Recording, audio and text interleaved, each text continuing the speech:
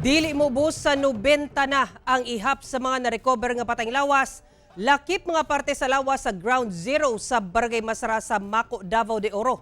Gisugdan na sab ang paglubong sa mga patayng lawas nga wala pa nailhan, sanglit wala say nag-claim nga kabanay.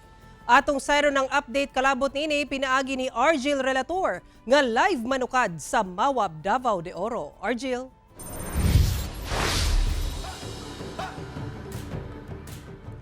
Sara, sumala sa doktor sa National Bureau of Investigation nga mo'y ni proseso sa mga patayng lawas nga na-recover gikan dito sa Ground Zero. Asphyxia by suffocation ang nagunang hinungdan sa kamatayon sa mga biktima sa maong barangay nga nalubong nga buhi tungod sa landslide.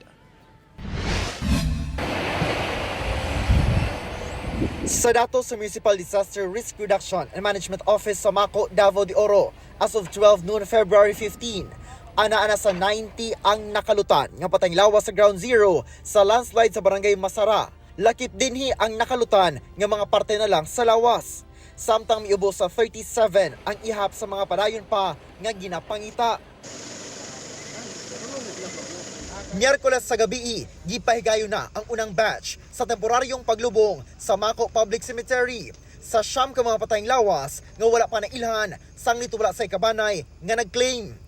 Lakip sab sa maong ihap ang nakalutan ng mga parte sa lawas. Gihalaran og pag-ampo o gibindisyonan ang mga patayng lawas. Gibutangan og code ang mataglungon o gisudlan nga nicho aron mas dali nga mailhan kung ugaling dunanay mo kumpirma nga kabanay. Una ang temporaryong paglubong.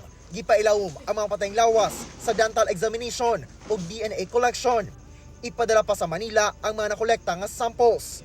So bali yung buhay na family members, kukunan din sila ng DNA sample para imamatch na lang natin yung sa kanila na DNA at saka yung DNA na nakuha natin sa mga unidentified bodies. Sumala sa NBI, Disaster Victim Identification Unit, nga mo'y nagproseso sa mga patayng lawas. Asphyxia by suffocation o kawadon sa oxygen ang nagunang rason sa kamatayon sa mga biktima.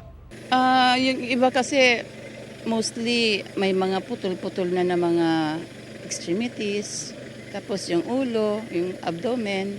But in general naman talaga sa asphyxia by suffocation.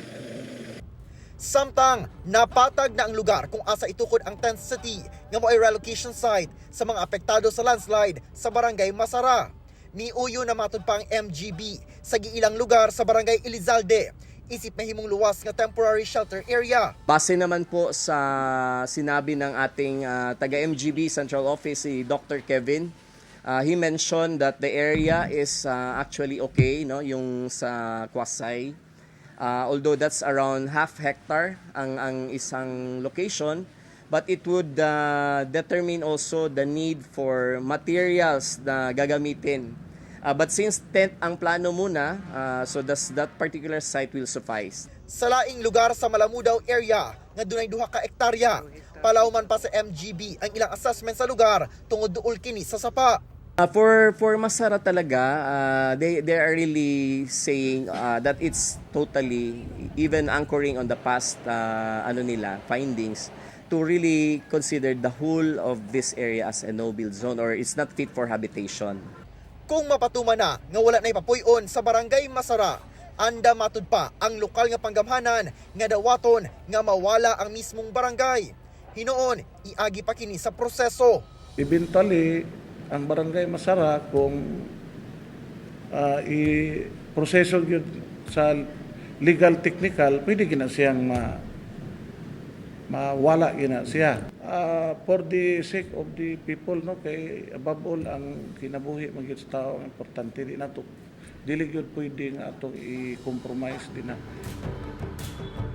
Sara gipasabot sa ato kaganina gikan na sa DILG Davao de Oro nga sa karon manggod nagapangita pa og area within mismo sa Barangay Masara ang kining barangay ingon man ang LGU kun doon na sila makita nga posible nga luwas nga lugar nga kabalhinan og katukuran og permanent shelter sa mga residente nga i-relocate karon didto sa kining temporary shelter kana kung ma-assess ug i-approve mismo sa MGB nga luwas ang lugar alang sa permanent residency aron nga dili na mabalhin sa laing barangay kining mga residente ug mapabilin ilang residency sa Barangay Masara kana kung luwas. Sara. Okay, daghang salamat Argil Relator.